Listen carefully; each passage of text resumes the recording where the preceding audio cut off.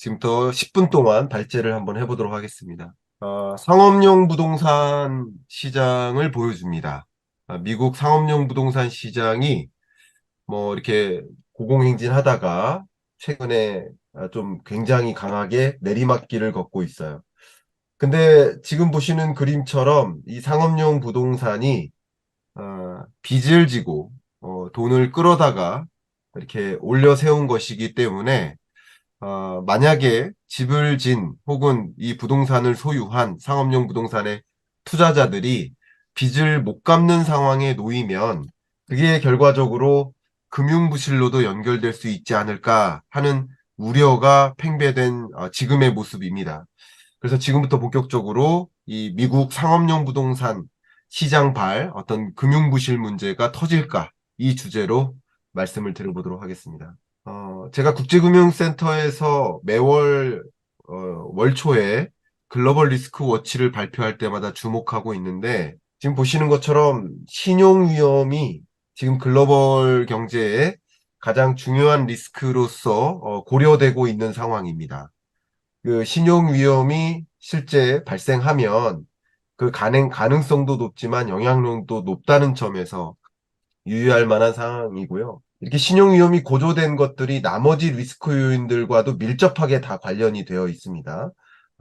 고금리를 지속하는 과정에서 경기 침체가 오고 자산 가격이 조정되고 그런 과정에서 신용 위험이 오는 것이다라고 볼 수 있고요.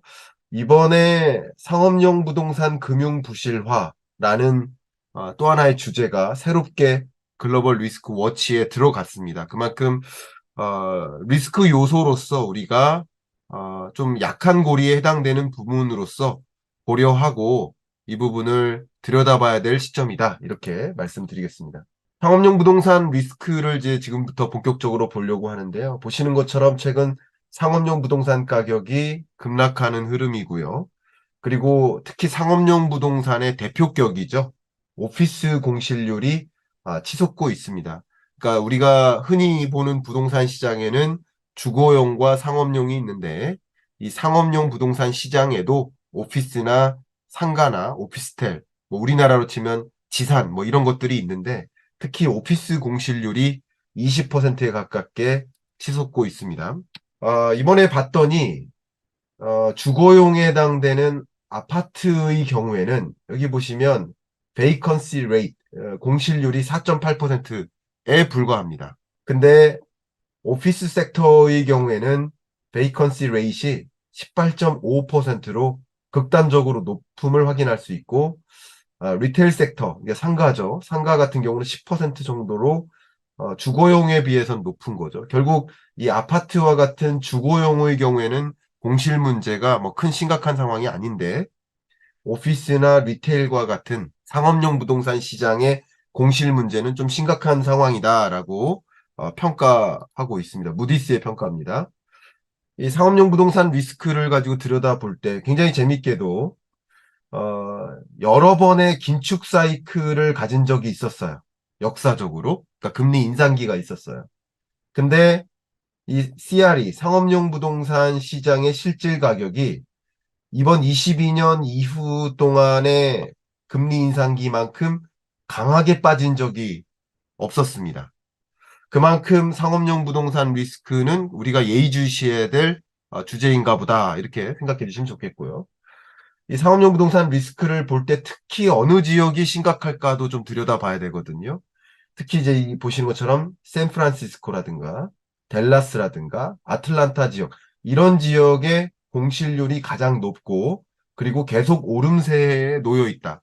왜냐하면 이 상업용 부동산 부실 문제가 시스템적 리스크로 커지려면 금융 부실로도 연결이 돼야 되는데 지금 걱정하는 것은 상업용 부동산 발 지역 은행들의 부실이거든요. 그럼 어떤 지역들이 좀 부실할까를 들여다볼 때 이런 자료는 좀 중요하겠고 재밌게도 아까 긴축 사이클 동안에 이 금융 부실이나 신용 리스크가 커졌다. 상업용 부동산 문제가 발생했다라고 말씀드렸는데 보시는 것처럼 그 고금리에 따른 그 충격, 부담이 유독 다른 어떤 산업보다도 컨스트럭션, 이 건설 부문의 고금리에 따른 압박을 많이 받았다라고 평가도 내려집니다. 그러니까 그런 것들이 연쇄적으로 건설 산업을 거쳐서 부동산 산업, 그리고 그게 금융부실로까지 연결될 우려가 있지 않나 하는 것들을 좀 고려해 볼 수 있을 것 같아요. 그럼 이제 궁금한 것은 이 상업용 부동산 시장에 문제가 있긴 있는 것 같은데 이게 금융부실로까지 전이될까? 이걸 봐야 됩니다. 이게 가장 대표적인 그 지역 은행들의 주가를 보여주는 마치 ETF 같은 성격의 가격 지표입니다. 이 지표가 보면 23년 3월 달에 실리콘밸리 뱅크 사태 있을 때 그때 급락했었죠, 실제. 그리고 좀 정상화되는 듯 하다가 최근 들어 또 떨어지는 흐름에 놓여 있습니다. 이런 것들을 볼 때 금융부실로 전이되나 하는 우려감이 이 주가에 반영되고 있다 이렇게 볼 수 있겠죠. 실제 보시면 그 여러 은행들의 로컬 뱅크들의 리저널 혹은 로컬 뱅크, 지역은행, 중소은행 이들과 라지뱅크, 그러니까 왜냐하면 미국의 은행들이 10,000개 이상 되니까 뭐 한 100대 은행 정도면 라지뱅크라고 볼 수 있겠지만 대부분의 약 뭐 9,900개 정도의 은행들은 리저널 뱅크에 속한다 이렇게 생각해 본다면 특히 이 CRE, 상업용 부동산 시장의 부실 문제가 더 익스포저, 더 노출되어 있는 은행들이 어딜까라고 보면 리저널, 지역은행을 중심으로 더 많이 노출되어 있다라는 것을 확인할 수 있습니다. 실제 이 상업용 부동산의 연체 규모나 연체율을 들여다봐도 유독 어, 100대 은행과 뭐 기타 100대 은행이 아닌 리저널 뱅크 다 연체액도 늘어나고 연체율도 늘어나는 현상을 보면 이게 어쨌든 불안한 상황인 건 맞아요. 다만 뭐 이게 딱 터질 만큼이다 아니다라고 좀 판단할 만큼은 아니라고 좀 일단은 위안을 갖는다면 연체율이 어쨌든 기타 은행의 경우 뭐 1% 정도는 안 되니까 전체 지역은행이 터진다 이렇게 보시기보다는 좀 불안한 은행이 뭐 예를 들어서 10,000개 중에 뭐 한 100개, 200개 되겠다. 뭐 이런 식으로 생각해 보시는 게 좋겠죠. 그 비중을. 어떤 부동산 금융이 상환 능력이 없을까를 들여다보는데 이런 것을 보시고요. 그럼 금융부실로 전이되면 어떤 은행을 중심으로 전이될까까지 좀 생각해 볼 수 있겠는데 지금 보시는 이 그래프가 여기 보시면 수직축이 지급준 비율입니다. 그러니까 CR의 지급준 비율이 있고 여기는 전체 대출액에서 CRE 대출이 얼마나 차지하나, 상업용 부동산에 얼마나 의존하고 있나를 보여주는 건데 굳이 따지면 이렇게 CRE, 상업용 부동산에 대한 대출이 많으면 많을수록 그 의존도가 높은 이번에 이슈가 된 NYCB가 여기 있죠. 높은 그런 은행일수록 상대적으로 지급준 비율이 낮아요. 그만큼 불안한 거예요. 그러면 지금 현재로서는 상업용 부동산에 대한 의존도가 높을수록 상대적으로 지급 준비율이 낮은 그러니까 이런 은행들이 좀 불안하다라고 좀 느끼는데 여기 VLY가 밸리 내셔널 뱅크업이라고 하고 좀 워낙 은행이 많으니까 다 이름이 익숙하지는 않으실 텐데 뱅크, 오즈크 뭐 이런 은행 그리고 여기 CFR 셀런 프로스트 뱅커라는 거죠. 이런 은행들이 NYCB 이후에 또 다른 그 부실 은행으로서 또 주가가 급락하는 은행으로서 잠재적으로 좀 견해를 가질 수 있는 그런 부실 직전의 상황에 있는 그런 은행들이라고 볼 수 있어요. 그러니까 이런 은행들이 유독 상업용 부동산에 대한 익스포저가 높기 때문에 상업용 부동산 시장의 부실 문제가 해결되지 않으면 이들 은행이 다음 차례가 될 수 있겠구나 하는 우려감이 도는 국면입니다. 실제 미국 중소은행의 건전성을 진단해 보면 이렇게 대부분의 은행들이 순이익도 마이너스고 순이자 이익도 마이너스예요. 전년 대비. 둘 다 마이너스에 속하는 이쪽 1, 2, 3, 4분면이라고 하면 이 3, 4분면 안에 들어가는 순익스포저에 해당하는 이쪽 국면에 있는 은행들이 대부분이라는 거죠. 이 중소은행들이. 그런 면에서 이 미국 중소은행의 이 건전성이 좀 좋지 못하다. 이 좋지 못하다고 판단하는 그 대표적인 것은 결국 은행들이 뭐 저축이든 아니면 뭐 중앙은행으로부터 돈을 빌려서든 자금을 마련해서 그걸 가지고 여러 가지 사업을 하잖아요. 근데 그 사업 중에 대표적인 사업이 증권 투자예요. 주식 투자, 채권 투자예요. 근데 현재로서는 그 주식을 샀다가 팔지는 않은 상황이니까, 채권을 샀다가 채권을 정리하진 않은 상황이니까, 이 unrealized, 미실현 손실이 실현되지는 않았어요. 근데 미실현 손실이 이렇게 극단적으로 23년, 22년 중반부터 고금리의 충격을 그대로 받는 거죠. 이 은행들이 미국 채권에 투자하고 증권에 투자를 했는데 미실현 손실 중인데 여기서 뱅크런이 발생하면 금융부실로 연결이 되는 것이고, 만약에 이 미실현 손실이 이렇게 플러스로 전환될 때까지를 기다릴 만큼의 뭐 미 재무부나 연준이 대응책을 갖고 있다면 이게 금융부실이 만약에 금융위기로까지 시스템적 리스크로까지 번지진 않을 수 있겠죠. 그러니까 지금은 그 두 가지입니다.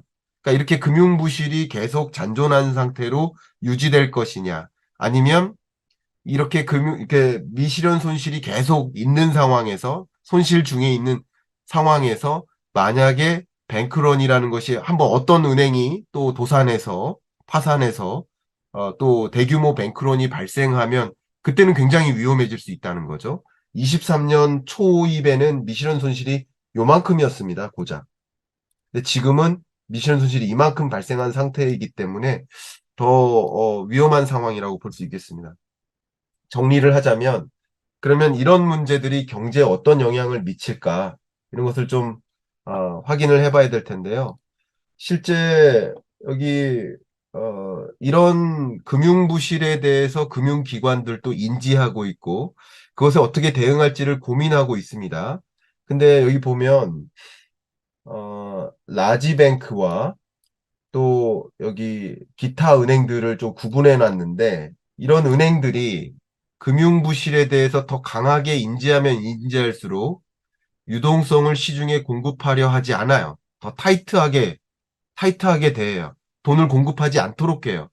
그렇게 해서 위기로까지 전이되지 않도록, 그 부동산 부실이 금융부실로 전이받지 않도록 차단하려고 노력을 한다는 거죠. 자, 또 보시면 프리미엄 차지드 온 리스크 론스. 그러니까 이런 리스키한 대출에 대해서 훨씬 더 높은 이자를 부과해 버려요. 이게 큰 은행이든 작은 은행이든 훨씬 더 높은 프리미엄 이자를 해가지고 함부로 대출을 못하게 한다거나 대출을 까다롭게 해준다든가 그런 프리미엄 이자까지 붙입니다. 그러니까 결과적으로 제가 보는 시나리오를 좀 말씀을 드리려고 합니다. 이런 걸 가지고 말씀을 드린다면, 기본적으로 이 리스크에 대해서는 금융기관들도 스스로 인지하고 있고 미 재무부도 옐렌도 다 인지하고 있고 연준도 역시 인지하고 있기 때문에 이 미국 상업용 부동산 시장의 이런 불안 요소가 미국의 어떤 금융위기로까지 전이될 거라고까지는 생각하진 않습니다. 그러나 이런 부실 문제가 계속 잔존하는 한 아무래도 유동성 공급을 더 까다롭게 해주는 이 금융기관들의 노력, 그리고 다른 어떤 부분보다 금융부실 문제를 해결하려고 하는 재무부나 연준의 노력, 이런 것들이 미국 경기를 더 우하향하게 추가적으로 만들 수 있겠다. 그래서 경기를 좀 더 둔화시키는 경기 침체 요인에 해당될 것이고, 시스템적 리스크로까지 그렇게 불거지진 않을 것이다. 요 정도 제 발표 시간을 3분 초과해서 요 정도까지만 일단 마무리하도록 하겠습니다. 자, 일단은 제 발제는 끝났고요. 어, 자유롭게 토론 의견 같은 거, 질문이나 뭐든지 주시면 답변을 또 드려볼 수 있도록 하겠습니다. 그러니까 제가 먼저 말씀드리면 이렇게 상업용 부동산의 대표적 예 같은데, 그러니까 저희가 기준금리가 엄청나게 낮아졌다가 굉장히 빠르게 상승했잖아요. 근데 그렇게 빠르게 오르면서 그러니까 뭔가 문제가 안 생겼어요. 이게 난 흥미로운 지점이에요. 그러니까 아까처럼 고금리에 대해서 경제가 충격을 뭔가 받아야 되는데 그게 없이 너무나 조용하게 넘어가는 것 같거든요. 그래서 이게 전 그냥 감으로 이게 뭔가 터질 것 같은데 이런 우려를 항상 갖고 있어요, 사실. 그런데 그 중에서 하나가 이 상업용 부동산이 되지 않을까. 아까 교수님이 말씀하신 것처럼 사실 이게 중소형 은행들이 미국에 이제 상업용 부동산 대출을 많이 증가시켰는데 조사해 보면 커뮤니티 뱅크가 4천 개가 넘고요. 그다음에 리저널 뱅크가 134개입니다. 미국이요. 그러니까 이 리스크가 체크가 안 돼. 그러니까 엘렌도 뭐 재무장관도 뭐 이게 위험하다고 하지만 이걸 제대로 측정할 수 있을까? 그러니까 좀 두 가지가 좀 이게 우려되는 거죠. 하나는 뭐냐면 그 고금리, 급격하게 오른 고금리 여파가 이제 나타나는 거 아닌가. 두 번째, 리스크가 측정 가능한 건가.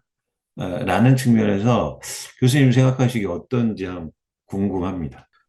너무 좋은 질문 주셨고, 저의 의견을 좀 드려본다면, 연준에서 FMC 회의 있을 때마다, 뭐, 물론 저는 채널에서 FMC 회의 항상 즉시 분석을 해드리니까, 제 독자분들은 잘 알고 계신데, 작년에 실리콘밸리 뱅크 사태 있은 후부터 한 1년 동안 매번 FMC 회의 있을 때마다 그 성명서에 한 번도 빠짐없이 등장했었던 두 번째 문단의 첫 문장이 있어요. 그 첫 문장이 The US banking system is resilient. 굉장히 우리는 회복력이 있다. resilient하다라는 표현까지 썼어요. 그 sound and resilient. US의 은행 시스템은 굉장히 건강하고 그리고 탄실하고 회복력이 있다. 근데 되게 재밌게도 지난 FMC 회의 때 그 문단 자체를 빼버렸습니다. 이 빼버렸다는 것을 저는 해석을 두 가지로 해석을 할 수 있는데 어, 이제는 미국의 금융 시스템 불안에 대해서 고려할 필요조차 없다라는 것으로 저는 해석을 했어요. 그만큼 미국의 금융 시스템이 건강하다. 그러니까 저의 해석이 아니라 연준이 그렇게 판단하고 있다라고 해석하고 있는 거죠. 그 어떤 성명서를 통해서 보니까. 근데 이렇게 US 뱅킹 시스템에 대해서 정말 사운드한지, 정말 리질리언트한지를 예의주시하는 동안에는 리스크로 전이가 안 될 수 있겠지만 그 문단을 뺄 만큼 건강하다라고 어떻게 보면 착각하고 있는 과정에서는 리스크로 불거질 수 있겠구나 하는 생각은 저도 개인적으로 합니다. 이제 말씀하신 대로 우리나라처럼 뭐 은행이 뭐 한 20개밖에 안 돼요. 그리고 금융위 금감원을 통해서 잘 통제하고 예의주시해요, 만약에. 그러면 어디서 리스크가 터졌는지 그것을 이제 확인하는 수단들이 분명히 있는데 이렇게 만 개가량 되는 리저널 뱅크들이 뭐 커뮤니티 뱅크들이 어떤 한두 개가 도산이 되면 연쇄부실이 있건 연쇄부실이 있는 것은 항상 몇몇 은행들이 부실한 상황이 오면 우리 소비자들, 금융 소비자들이 그냥 갖고 있던 자금을 빼서 안전한 데로 옮기거든요. 그 뱅크론이죠. 그 뱅크론 때문에 미실현 소실이 실현되는 거예요. 그러면서 이제 금융부실이 전이되는 과정이 올 수 있는데 그런 부분들은 우리가 굉장히 중요하게 예의주시해야 되겠다. 그러니까 제가 여러분께 드리고 싶은 이야기는 우리 한국 경제에도 분명히 약한 고리가 있고 세계 주요국마다 약한 고리가 있는데 제가 보기에는 미국 경제에서는 가장 약한 고리가 바로 이 상업용 부동산발 금융부실이다. 이 부분을 우리도 계속 팔로우하면서 예의주시할 필요가 있다. 그래서 이런 것들이 어떤 식으로 시나리오가 전개되는지를 들여다보면서 그때 여러분이 뭐 우리 국가는 국가대로, 기업은 기업대로, 가게는 투자자는 투자자대로 적절한 좀 대응을 해야 되지 않겠는가 하면서 꼭 예의주시해야 될 소재인 것이다라고 좀 강조해드리고자 이 주제를 저는 선정을 해봤습니다. 혹시 박정호 교수님도 한번 뭐 피드백이든 첨언이든 좋습니다. 예, 사실 미국 기준금리 변화와 그다음에 코로나19로 인해서 대규모 상업용 오피스가 공실화되는 것들에 대해서 단기간에 대응력을 못 찾은 것 같아요. 커뮤니티 뱅크들이. 쉽게 얘기해서 산업 구조는 코로나19 이후 이제 큰 회의실이 필요 없어졌고 대규모로 그 같은 공간에서 근무해야 될 사람들이 점점 부재하기 시작했고 소상공인들도 예전보다 그 매장을 찾는 사람들이 줄어들었기 때문에 더 이상 이렇게 오피스 오피스를 임대할 필요가 없어졌는데 이제 그런 상황적인 변화를 은행들도 시간 텀이 있거나 그러면 대응을 할 수가 있는데 그동안의 이 고금리 기조 속에서 대응할 수 있는 여지를 단기간에 못 찾은 것 같아요. 근데 저는 이게 지금 미국 얘기로 화두를 던져 주셨지만 이게 저는 우리나라에서도 굉장히 큰 그 화두가 하나 있다고 생각을 하는데요. 예를 들어서 우리나라가 최근 한 20-30년 동안 겪었던 위기가 세 가지라고 귀결되는데 하나는 IMF 외환위기, 그다음에 글로벌 금융위기, 그다음에 이번에도 또 이제 코로나19와 지금까지 이어지는 게 하나의 위기 아닌 위기라고 봤었을 때요. 사실 글로벌 금융위기는 전 세계 여타 국가들에 비해서 우리가 잘 극복하긴 했습니다. 그 이유가 IMF 외환이기 때문이에요. 좀 설명을 드리면 IMF 외환위기 때 워낙 우리 내부적으로 혹독한 시련이 도래하다 보니까 사회 각계각층에서 엄청난 구조 조정을 했어요. 그래서 체질 개선하고 재무 구조 개선하고 그랬더니만 그 구조 조정의 여파가 끝난 뭐 2002년, 2003년 지난 뒤에 불과 한 3, 4년 만에 글로벌 금융위기가 터지니까 우리는 체질 개선을 완료한 지 얼마 안 된 상태에서 큰 샥이 왔으니까 우리는 잘 넘어간 거예요, 그거는. 그래서 대부분의 회사들이 그때는 잘 그래도 위기를 넘어갔는데 문제는 글로벌 금융위기 잘 넘어간 뒤부터 2010년 이후부터 이제 본격적으로 코로나19 기간까지 초장기간 저금리 기조가 계속됐거든요. 그러다 보니까 어떻게 됐느냐? 그 10여 년 기간 동안 우리나라를 대표하는 모든 대기업들의 계열사가 어마어마하게 다시 늘었어요. 예전에 IMF 외환위기 수준 전보다 더 많이 늘었죠. 제가 특정 회사를 언급해서 좀 그렇습니다만 SK그룹 같은 경우는 계열사 다 합치면 근 300개가 돼요. 예.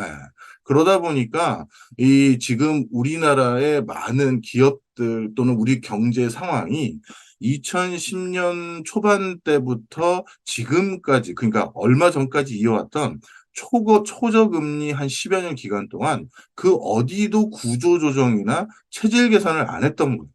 그래서 아까 우리 이광수 대표님께서 말씀해 주신 것처럼 이렇게 구조조정 안 하고 체질 개선 안 했으니까 사업성이 없어도 수익성이 없어도 당분간 저금리로 버틸 수 있으니 야 다시 잘 될지 모르니 계속 홀드하고 가보자 하면서 여기까지 온 거거든요. 그런데 최근 한 2, 3년 동안 이제 고금리로 우리로 바뀌다 보니까 드디어 우리 기업들도 미국과 비슷하게 미국은 은행이지만 우리는 기업들과 뭐 이런 뭐 증권사 등등 모두 다 합쳐서 이제 구조조정의 타이밍이 한번 왔는데 문제는 지금이 이제 선거를 앞두고 있다 보니까 이게 또 부동산 PF를 비롯해서 다양한 사회 각계각층의 여러 가지 구조조정의 여러 이슈들을 일단 급한 불은 좀 끄고 생각하자 해서 넘겨줄 가능성이 꽤 있어 보이는 부분들이 많아 보여요.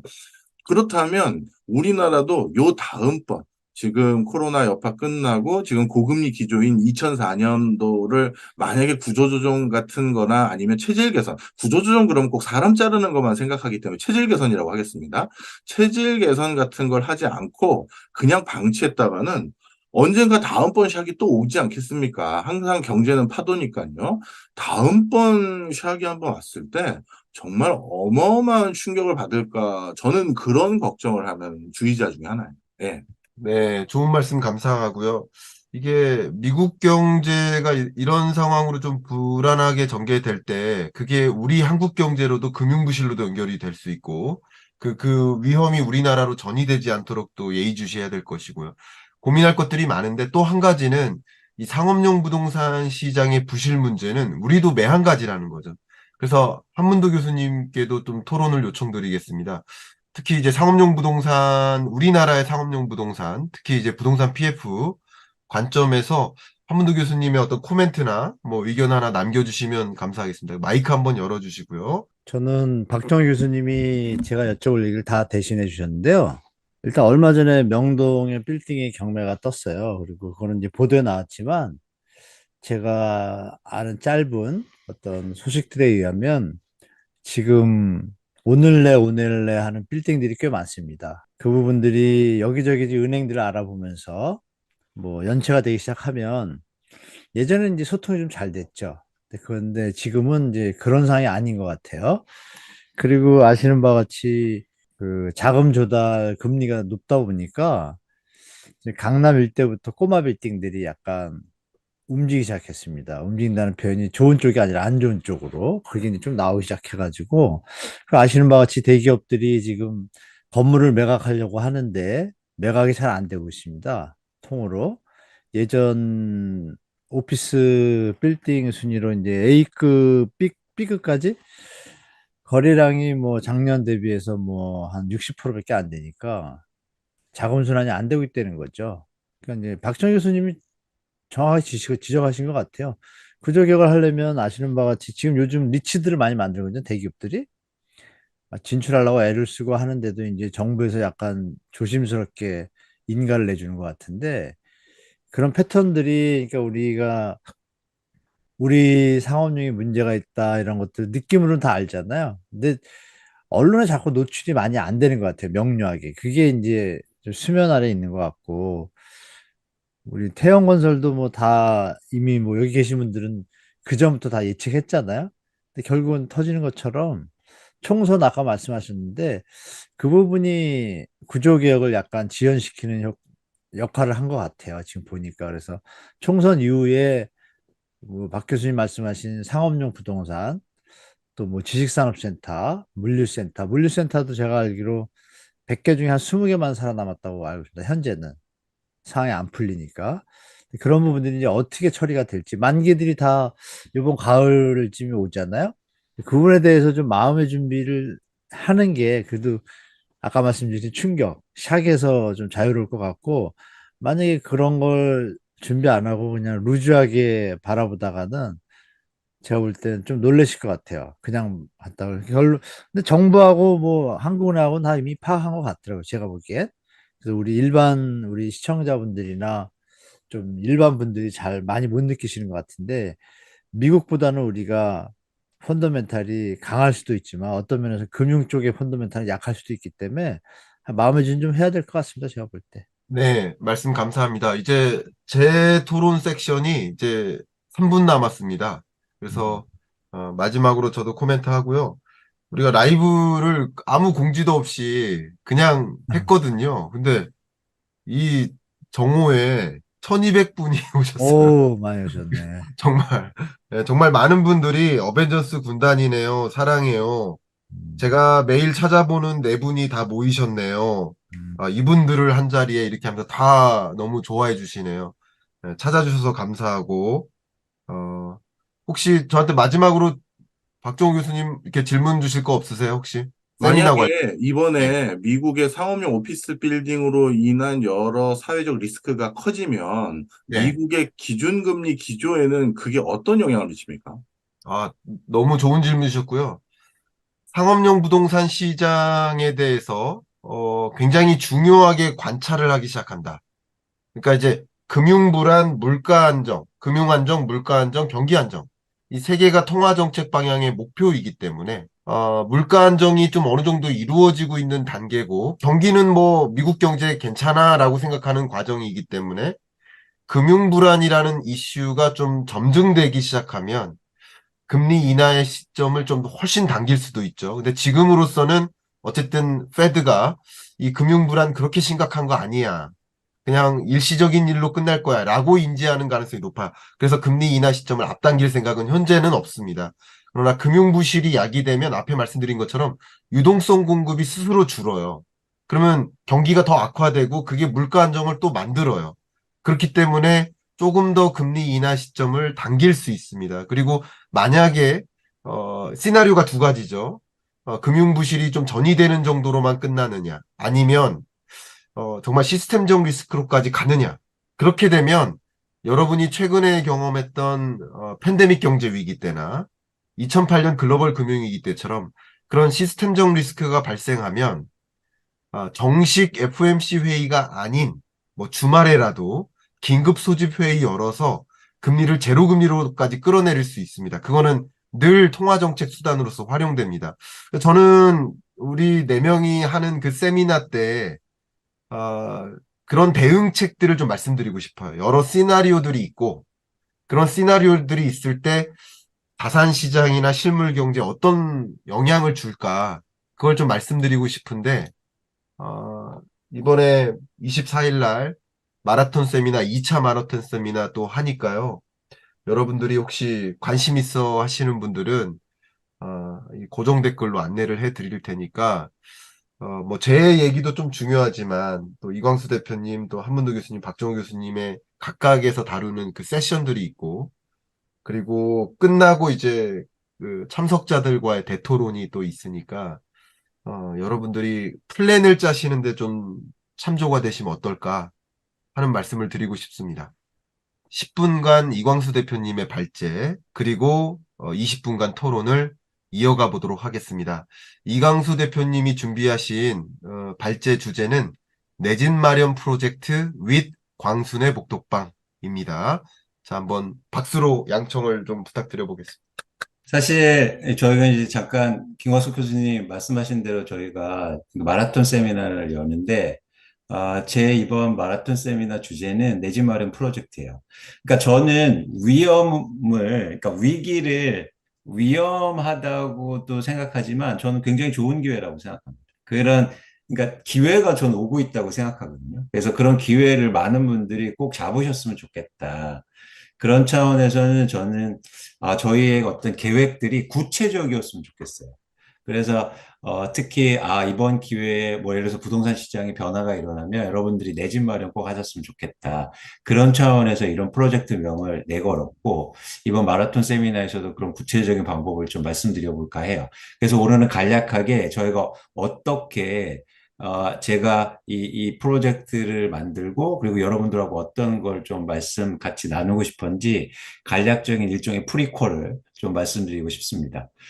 잘 보시면, 그러니까 항상 시장에는 신호를 주거든요. 그러니까 변화할 거야. 그러니까 특히 자산 시장이나 부동산 시장, 뭐 주식 시장에서는 경제에서도 신호가 나타나죠. 근데 저는 한국의 부동산 시장에서 최근에 가장 큰 신호가 나타났다고 봐요. 뭔가 큰 변화가 올 거야. 그건 바로 여기에 나타나는 아파트 가격의 변화입니다. 여러분 이게 보시면 송파의 헬리오시티인데요. 헬리오시티에 실제로 매매된 가격을 점으로 찍어드린 거예요. 근데 2019년부터 보시면 아주 흥미로운 변화가 일어납니다. 뭐냐면 이 아파트가 헬리오시티를 저희가 보는 이유는 대단지고 9,500가구가 넘는 대단지고 거래가 빈번하게 일어나기 때문에 시장을 저희가 좀 유추해서 볼 수 있다는 점이 되게 장점이거든요. 그래서 요 30평대 아파트의 그 매매 가격 변화를 보시면 2019년도에 이게 16억에서 출발해요. 그러다가 막 코로나하고 금리가 인하되니까 최고점을 23억 8천만 원에 거래가 됩니다. 이건 실제가 거래된 건데요. 그러다가 한번 보세요. 이게 1년이 좀 지났는데 갑자기 15억 8천으로 하락해요. 이게 우리나라 아파트가 이렇게 빠집니다. 이게 얼마나 빠지면 막 7, 8억씩 빠지는 거죠. 사실은 저희한테 신호를 준 거예요. 시장의 변동성이 커질 거야. 그런데 또 흥미롭게도 막 정부가 규제 완화해주고 막 대출 규제 뭐 이런 것들을 완화해주다 보니까 또 지난해 이 아파트가 21억까지 또 오릅니다. 이게 주식도 아니고 아파트가요. 이렇게 가격이 급변하는 상황이에요. 근데 최근에 다시 떨어지는 거죠. 다시 19억에 거래가 됐거든요. 가장 낮은 가격이 최근에. 근데 이걸 보면서 저는 우리가 계획을 세울 때 한번 생각해 보세요. 저희가 이런 얘기 많이 하잖아요. 그 로또가 당첨이 안 된다라고 여러분 많이 말씀하시는데 절대 그렇지 않습니다. 누군가 당첨돼요. 그죠? 그게 매주에 10명이든 5명이든 누군가 당첨이 되는데 마찬가지예요. 여기서 이제 내 집 마련을 할 때 엘리오시티를 볼 때 누군가는요 23억 8천에 사고요. 누군가는 15억 8천에 샀다는 거예요. 근데 우리는 계획을 세울 때 그런 목표가 뭐야 됩니까? 변화가 일어날 때 당연히 싸게 사는 게 목표가 돼야 되지 않을까요? 저는 그런 생각이에요. 그러려면 저희가 구체적인 계획이 필요하다는 거죠. 그래서 제가 한번 조사해 봤습니다. 누가 23억에 샀고 누가 16억에 샀는지. 이거 궁금하지 않으세요? 한번 볼까요? 이게 흥미로운 지점인데요. 자, 일단 16억에 산 사람이 마이클이라는 사람이에요. 이 사람은 2023년 6월에 이 아파트를 매입했는데요. 27층 뷰가 좋은 곳입니다. 근데 갭 투자를 했어요. 근데 그때 전세 가격이 얼마나 껴 있었냐면 9억 7천만 원이요. 그러면 이 사람은 얼마를 투자했습니까? 6억 3천만 원 투자했죠. 근데 지금 시점에 이 가격이 아까처럼 19억 정도 됐으니까, 그러니까 현재 투자 자금은 6억 3천으로 유지되는 거고 전세는 변동이 없죠. 최근 매매 가격이 19억 9천만 원이거든요. 이게 이제 평균 가격이. 그러면 지금 판다고 했을 때 매매 차익이 3억 9천만 원이고 이 사람은 6억 3천만 원 투자해서 3억 9천만 원을 수익을 낸 거니까 수익률이 62%에 달합니다. 그렇죠? 근데 반대로 이 낮게 산 사람 말고 23억에 산 사람을 한번 볼까요? 여기 되게 재밌는 게 있는데 이 제임스라는 사람은 이 집을요 2021년 2월에 샀습니다. 29층이고요. 매입 가격이 23억 8천만 원이었어요. 이때 당시에 전세 가격이 마찬가지로 갭 투자를 했는데 여기에 전세 살고 가신 분이 14억을 주고 거주하고 있었어요. 그랬더니 이 사람은 그런 갭 투자를 얼마 했습니까? 9억 8천만 원 내 돈 주고 산 거예요. 그런데 그 이후로 2021년이었으니까 전세 가격이 10억 3천만 원 떨어졌어요. 그러니까 기존에 전세 사는 사람은 또 돌려줘야죠, 돈을. 그러다 보니까 처음에는 9억 8천만 원 들었는데 더 전세가는 돌려주면서 내 돈이 더 들어간 거예요. 그래서 현재 투자 자금이 무려 13억 5천만 원. 똑같은 집을 샀는데요. 한 사람은 6억 3천만 원에 사고 한 사람은 13억 5천만 원에 산 거예요. 근데 그냥 단순하게 수익률만 계산해 봐서 현재 가격을 해도 이 사람은 30%에 달하는 마이너스예요. 자, 여러분 이게요. 우리나라 집을 살 때 그래서 항상 사실 이런 생각을 해보셔야 돼요. 어디에 사느냐도 중요하지만 언제 사느냐가 사실 굉장히 중요해요. 보세요. 언제 사느냐. 불과 2년 차인데 이렇게 큰 차이를 보여요. 근데 이런 시장이 제가 볼 때 다시 올 수도 있다. 이제 그런 근거에 대해서는 다시 한번 말씀드리겠지만 어쨌든 이런 변동성 있는 시장에서 나는 마이클이 될 거냐, 제임스가 될 거냐. 이거 여러분 고민하셔야 된다. 나 집 한 채 살 건데 어때? 나는 아무 때나 사도 좋아. 그러면 그냥 제임스 되는 거예요. 그럼 제임스 되실 거예요? 이게 말이 됩니까? 그런 차원에서 저희가 이런 시장의 변동이 클 때는 여러분 구체적이고 진지한 고민들 필요하다. 그런 차원에서 여러분들, 제가 그런 어떤 솔루션을 좀 주고 싶은 제가 간절한 마음이 있습니다. 이거 한번 보세요. 그래서 저는 항상 어떤 선택을 할 때 뭐냐, 왓이냐, 웬을 가장 많이 고민해야 된다고 생각해요. 근데 이게 2023년도 듀오에서 조사한 이상적인 배우자의 상입니다. 이상적인 남편이 여기서 제가 주목하는 건 연소득이에요. 이상적인 남편의 연소득이 6천만 원이고 이상적인 아내는 4,300만 원. 근데 여러분 제가 왜 이 말씀을 드리냐면 예를 들어서 어떤 그 배우자가 6천만 원의 연봉을 받고 있어요. 그러면 솔직하게 이런 고민을 해봐야 되죠. 뭐냐면 날 만나줄까? 이 사람이? 그 고민이 필요하지 않습니까? 제가 왜 이 말씀을 드리냐면 6천만 원 되기 전에 만나야 된다. 6천만 원 돼서 만나면 안 되고. 그래서 제가 미혼 남자분들한테 가장 많이 그러니까 미혼 여성들한테 가장 많이 말하는 게 배우자를 만날 때 남자가 어디 갔을 때? 군대 가 있을 때. 제가 좀 따라 했습니다. 군대 가 있을 때. 군대 가 있을 때 가장 저평가돼 있잖아요. 그래서 사실 이 배우자처럼, 그러니까 중요하죠. 누구하고 결혼하냐 이거 되게 중요한데 사람을 볼 때나 투자를 할 때나 웬이 되게 중요하다는 저는 생각을 갖고 있어요. 그런 시점에서 저는 앞으로 되게 좋은 기회가 어쩜 올 수도 있다. 그래서 그런 구체적인 계획들을 좀 세워서 할 필요가 있다는 말씀을 꼭 드리고 싶고요. 그래서 저는 이건 충분히 할 수 있다. 왜냐하면 아까도 말씀드렸지만 누군가 했지 않습니까? 그죠? 마이클도 했는데 저희 못 하겠습니까? 그런데 시장의 그런 변화가 저는 올 가능성이 높기 때문에 그런 계획을 좀 구체적으로 세워볼 필요가 있다는 겁니다. 잘 보시면 일단 부동산 전체 시장 차원에서 꼭 말씀드리고 싶은 건 지금 한국의 부동산이 특히 서울 아파트의 시장이 안 좋은 이유는 아주 뚜렷해요. 뭐냐면 가격이 너무 올랐기 때문에. 그렇기 때문에 보시는 그래프는 서울 아파트 구입 물량 지수라고 해서 서울 아파트 중에서 중위소득자가 대출을 일으켜서 살 수 있는 아파트의 양을 그려드리는 그러니까 수치인데 쉽게 말해서 중위소득자가 대출을 최대한 받아서 살 수 있는 아파트의 양이 3%밖에 되지 않는다. 그러니까 그만큼 가격이 급등했기 때문에 사실 이 가격에 맞춘 수요가 감소했다. 그래서 지금은 결국에는 가격의 변동성이 커질 수 있고 그런 차원에서 앞으로 뭔가 시장의 변화를 잘 주시해야겠다는 생각을 가지고 있습니다. 제가 10분 정도 지나서 이거 뭐 자료는 굉장히 많지만 다시 한번 말씀드리고요. 저는 뭐 오랫동안 뭐 주식도 보고 부동산도 봤지만 말씀드리고 싶은 거는 뭐냐면 이 순서는 사실 저희가 그러니까 마라톤 세미나 할 때 제가 이제는 제안 드린 순서인데 전 이 순서가 너무 좋아요. 제가 저희 네 명이 만나서 얘기하면서 김광숙 교수님이 전체 매크로를 말씀하시고 저는 내 집 마련의 계획 같은 거 말씀드리고 또 한문호 교수님께서 한국의 부동산 시장과 구조적인 문제 또 말씀하시고 박정 교수님 아시죠? 이 스토리텔링의 대가신 거.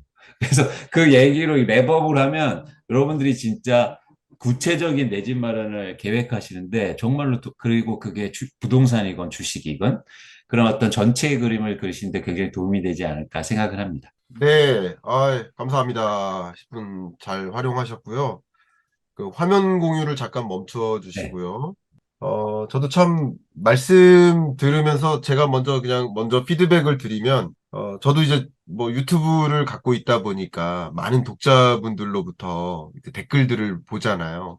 그러면서, 우리 소위 우리나라 5천만 국민은 어떤 생각을 갖고 있나라는 다양한 생각들을 좀 읽어 나가는데, 그럴 때 좀 말씀하신 것 중에 제가 제일 공감했었던 것이, 집 한 채는 평생 갖고 살 거고, 평생 이 값이 오르나 떨어지나 나는 이 집을 평생 이 집 하나만 갖고 있을 건데, 뭐 그게 오르면 어떻고 떨어지면 어떻느냐, 이런 질문을 하시는 분들이 계세요. 근데 저는 이제 이광수 대표님하고 그 부분에서 굉장히 똑같은 생각을 갖고 있는데, 예를 들어서 집을 비싸게 사서, 예를 들어서 10억에 사서 만약에 8억으로 떨어져요. 그러면 사실 그 2억을 만약에 우리가 아까 소득 수준 이상적인 남편상이 6천만 원인데 6천만 원을 한 푼도 쓰지 않고 2억을 모은다고 생각해 보면 정말 얼마나 그 고생을 합니까? 그죠?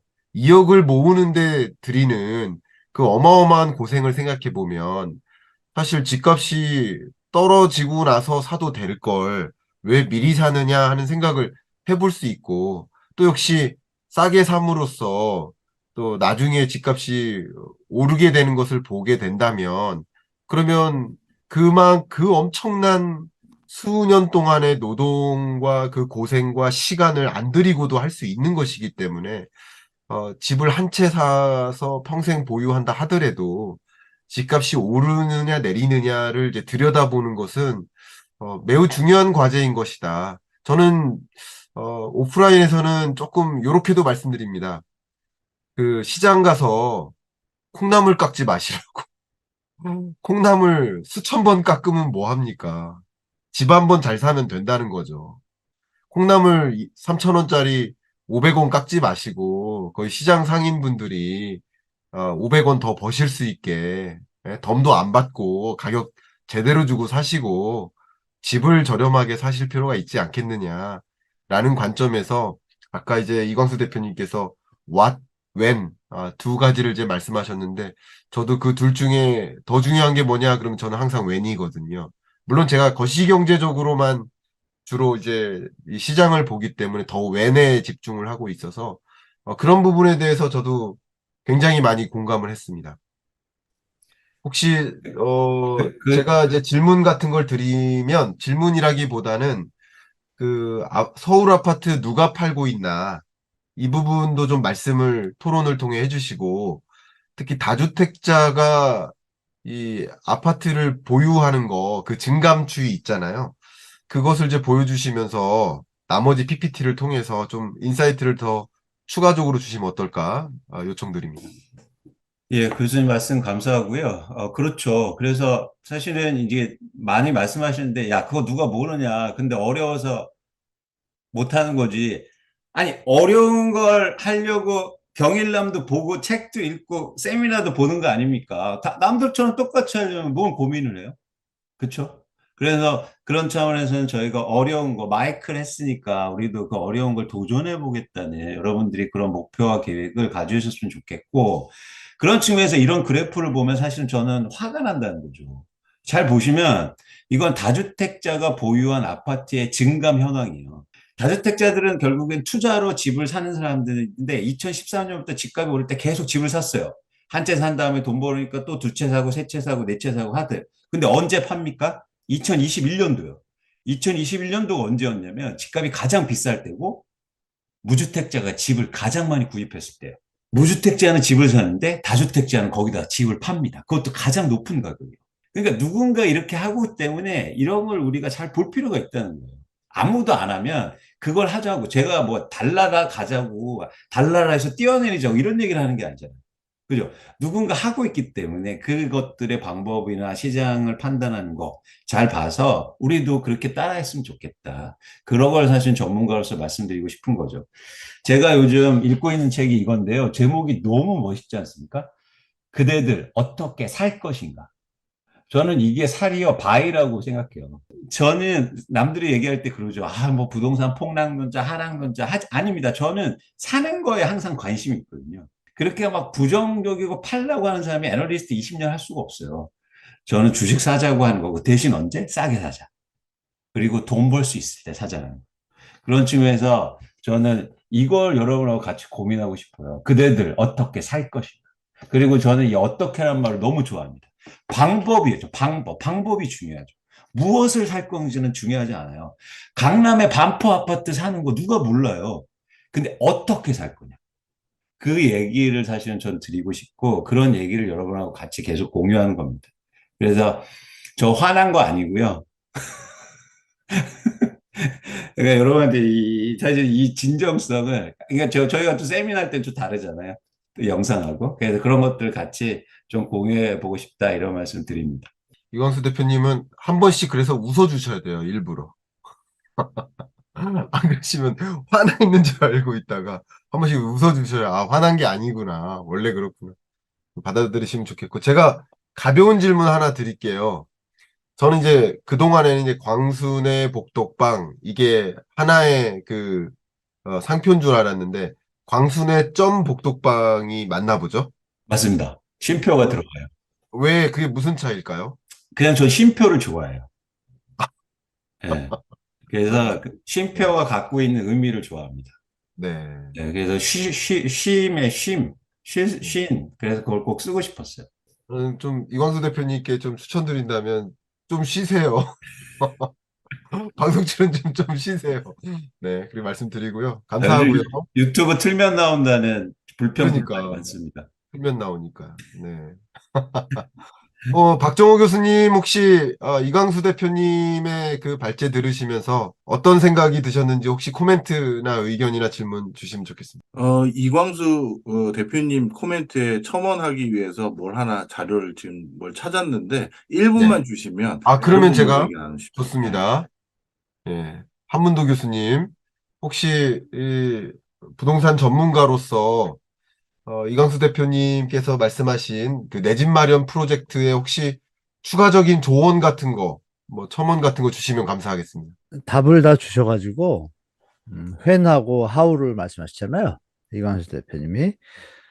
거기에 뭐 모든 내용이 있고 뭐 시청자분들도 아마 다 어느 정도 인지하신 상태일 거예요. 상황 자체를. 그 이렇게 경일남이나 뭐 출연하셔가지고 어떤 흐름 자체가 지금 보면 앞으로 추가적으로 상승하는 것보다는 조정이 있을 가능성이 높다라고 보시니까 중요한 건 말씀 주신 언제가 중요한 거죠. 언제, 어느, 그러니까 똑같은 얘기죠. 어느 가격에가 언제라는 개념과 사실 에, 똑같은 얘기거든요. 원하는 가격이 되려면 그 타임이 올 거고, 근데 그 타임을 미리 예측하고 준비하고 기다리는 사람은 그 시기를 잘 선택할 수 있는 기회가 있는 것이고, 아까 이광현 대표님이 얘기하셨잖아요. 미리 군대 갔을 때 준비해라. 명언이죠, 어떻게 보면. 그런 부분들을 우리 시청자분들이 이 단순한 워딩 같지만 그 워딩에 많은 뜻이 있잖아요. 다 이해하셨을 거라고 저는 믿어요, 우리 시청자분들이. 그러시면 여러 가지 우리 경익남이든 뭐 우리 여기 계신 분들 출연하시는 거 보시면서 하나하나씩 스터디 하시면은 충분한 예측 능력이 좀 생길 거라고 봅니다. 그래서 제가 첨언할 건 별로 없을 것 같습니다. 말씀 감사합니다. 저는 그 군대 말씀하셔서 제가 군대 있을 때, 왜 이렇게 제가 연애 편지를 많이 받았나.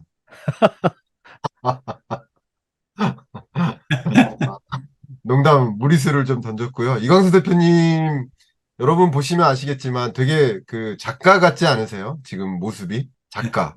저 수필 작가. 예.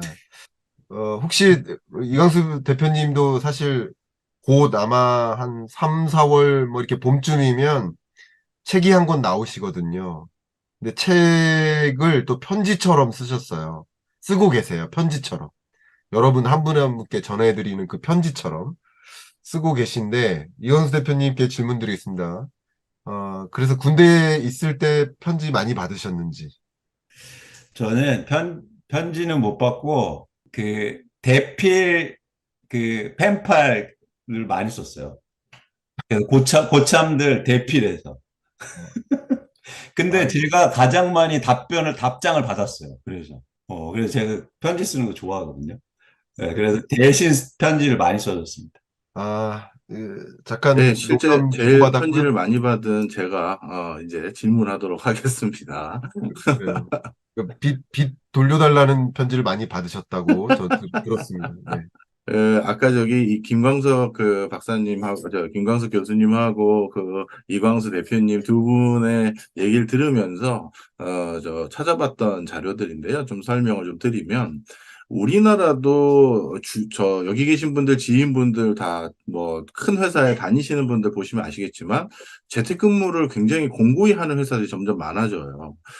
네이버, 카카오, CJ 등등 CJ의 실장으로 가 있는 제 후배 같은 경우는 실장으로 이직해서 갔음에도 불구하고 3개월인가 4개월 동안 전체 실원을 한 번도 다 못 봤다고 할 정도로 전부 재택근무를 하고 있는 상황이거든요.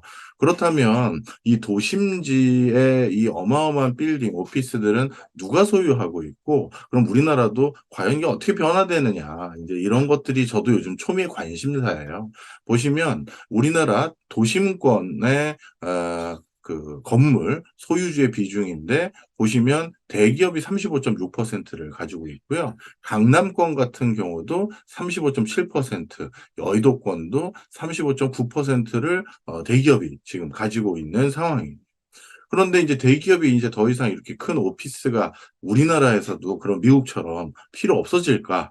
아니면 우리나라는 뭐 재택근무를 일부 하긴 하지만 전통적으로 업무하는 방식이 더 크기 때문에 이런 부분에서 그럼 기존의 방식을 계속 고수하면서 어떻게 보면 대기업 오피스 소유가 계속 유지될까? 이런 게 이제 관심사거든요. 왜냐하면 이 대기업에 재직하고 있는 사람들이 뭐 조금 작은 원룸 오피스텔이라든가 이런데 굳이 선호하면서 도심지에 살고 있는 이유는 회사에 가까우려고 한 건데 회사가 재택근무가 이제 보편적으로 되거나 그러면 도심지에 있는 소규모 오피스텔 또는 소규모 아파트에 대한 월세나 전세 수요도 변화될 수 있는 요인이거든요. 그래서 그런 것들에 대해서 관심이 많은데요. 사실 뭐 가장 최근 자료까지는 아니고 2023년도 1분기까지 보면 강남대로 근처, 그러니까 우리나라에서 가장 큰 회사들이 많은 그 근처는 공실률이 계속 올라가고 있는 추세예요. 예. 오피스에 대한 공실률이 올라간다는 건 그 근처에 거주하고자 하는 작은 오피스텔이나 이런 거에 대한 수요 변화는 분명히 또 일어날 수 있는 부분이 있어 보이고요. 물론 강남 지역 전체로는 오히려 공실률도 똑같이 올라갔어요. 그래서 이것도 역시 중요한 시사점이라고 생각을 하고 이렇게 또 큰 회사의 빌딩 자체에 대해서 뭐라 그럴까요?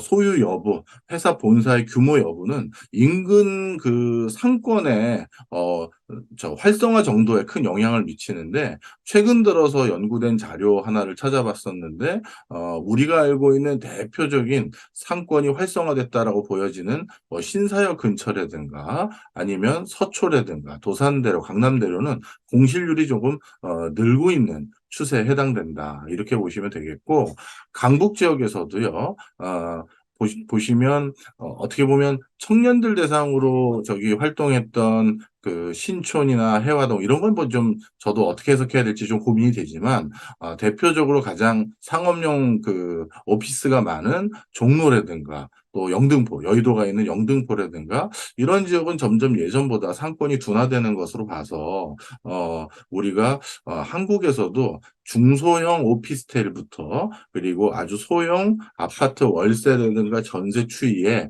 지역적인 변화도 앞으로 몇 년간에는 또 유의미하게 우리가 한번 지켜봐야 될 대목이고 이건 달리 말하면 저는 여러 가지 여건상 서울 노른자위 지역이라고 불리우는 곳에 내 집 장만을 하거나 월세 전세를 살면서 버티면서 다음 기회를 모색해야 된다라는 분들에게도 우리가 조금 뭔가 찬찬히 챙겨줘야 될 부분이 있어 보여요.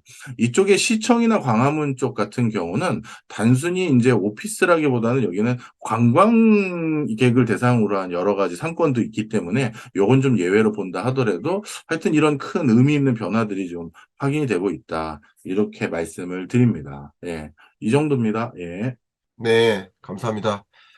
우리 박정호 교수님이 뭐 이렇게 졸고 계신 줄 알았더니 또 준비를 하고 계셨네요. 감사하고요. 자, 저는 이제 그래서 남은 여기 계신 분들에게 그냥 짧게 그 예, 우리나라도 그 대규모 대기업들이 상업용 대규모 빌딩들 많이 소유하고 있잖아요. 네. 공시지가 기준으로 해도 뭐 몇십억이 넘어가는 수준이니까 시세로 평가하면 어마어마할 텐데 그러면 이런 것들을 점점 줄여갈지 아니면 뭐 그냥 보유하는 분위기로 갈지 그것도 궁금합니다. 그 부분은 제가 좀 말씀드리면 전부는 아닌데요. 몇 군데 패턴을 보니까 약간 유동화를 좀 준비하는 것 같아요. 그러니까 음, 보유량을 늘리는 것보다는 현재 빌딩을 좀 수익성 분석을 한 다음에 등급을 나눈 다음에 일부는 매각을 하는 형태고 매각이 잘 안 이루어지면 리츠 형태로 자금 조달 형태 이런 패턴으로 당분간은 유지하는 모습을 최근에 많이 보이는 것 같습니다. 박 교수님 말씀하셨으니까 제가 여기 같이 하신 분들한테 유용한 사이트를 하나 꼭 알려드리고 싶어요. 특히 이제 청취자분들한테. 그래서 화면 공유 잠깐 해드리면 이게 그 상권 정보라고 그래서 여기 사이트 보이시죠? 여기로 들어가 보시면 직장 인구, 매출, 유동 인구, 업소, 소득 이런 것들을 전부 다 조회할 수 있습니다. 이거 엄청난 사이트거든요. 그래서 여러분들이 진짜 상가라든가 아니면 뭐 부동산 보실 때 이 사이트 관심 있게 한번 보시면 진짜 좋으실 것 같아요.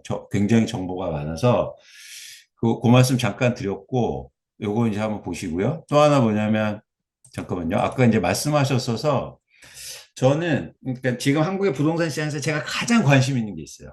뭐냐면 특히 이제 주거용 부동산 관련해서 한국 부동산 시장의 가격 상승하고 변동을 일으킨 수요 중에서 가장 강력한 수요가 하나 있습니다. 그건 뭐냐면 갈아타기 수요예요. 이거는 진짜 그러니까 예를 들면 계속 갈아타는 거죠. 거기까지 갈 때까지. 이런 수요들이 한국의 그동안 부동산 시장을 끌어왔거든요. 그런데 전 앞으로 조금 더 길게 봤을 때 다른 갈아타기를 주목해요. 그게 무슨 얘기냐면 역갈아타기요. 그러니까 쉽게 말해서 내가 노령 세대니까 이제는 큰 집이라든지 비싼 집이 필요 없는 거야. 그래서 여기를 팔면서 점점 내려오는 이런 시대가 올 가능성이 저는 굉장히 강해 보이거든요. 이건 진짜 큰 변화입니다. 이 큰 변화할 때에 지금까지 논의되어 있던 부동산 시장의 모든 얘기들이 다 달라질 거예요. 그러니까 예를 들면 강남 안 좋을 수 있어요. 예. 그러니까 제가 그래서 요즘은 가장 관심 있는 게 이거거든요. 그래서 요 얘기도 제가 이제 지금은 뭐 아직 준비가 안 됐거든요. 제가 열심히 준비해서 다음 기회에 꼭 말씀드리고 특히 제가 지금 홍보하는 거 진짜 아닙니다. 준비가 아직 안 돼서 저희 마라톤 세미나 때는 한번 요거에 대해서 상세적으로 말씀을 한번 다시 드리고 싶습니다. 저도 이제 말씀 나와서 저도 잠깐 뭐 여러 가지 자료를 공유해 주셨는데 그냥 잠깐 제 자료를 하나만 보여드리면요.